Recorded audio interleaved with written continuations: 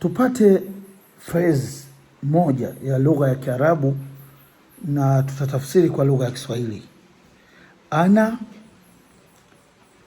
ala sariri. Ana yani mimi. Ana ala sariri, yani nipo kitandani.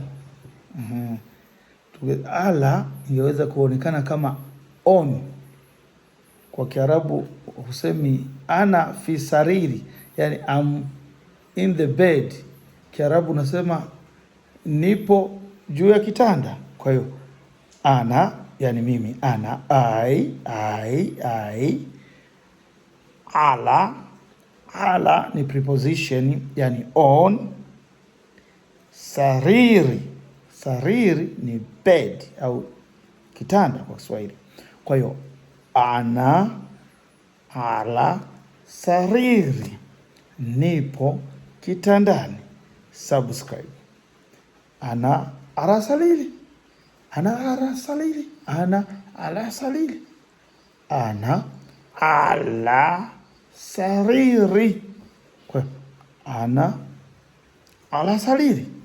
Ana ala sariri, niko kitandani. Kwa hiyo mtu anaweza kuuliza, habibi aina anta, rafiki yangu upo wapi?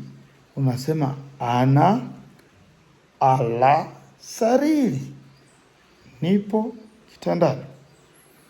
Au unaweza kusema ana fi ghurfati, nipo chumbani mwangu, yani chumba cha kulala. Ana fi ghurfati, nipo chumbani mwangu, yani chumba cha kulala. Au ana fi ghurfati naumi, yani nipo chumba cha kulala. Subscribe.